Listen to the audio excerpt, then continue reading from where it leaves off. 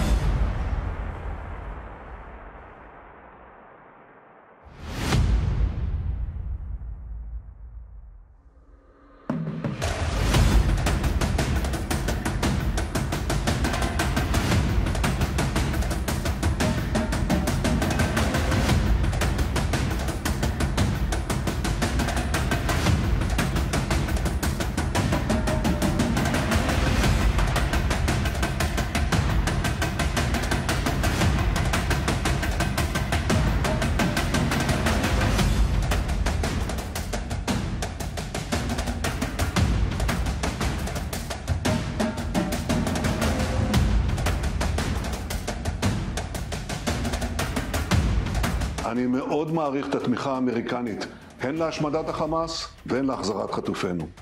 אחרי שיח אינטנסיבי עם הנשיא ביידן ואנשיו, קיבלנו גיבוי מלא, גם לכניסה הקרקעית וגם בבלימת הלחצים הבינלאומיים להפסקת המלחמה. כן, יש מחלוקות לגבי היום שאחרי חמאס, ואני מקווה שנגיע להסכמה גם כאן. אני רוצה להבהיר את עמדתי. אני לא אתן לישראל לחזור על טעות אוסלו.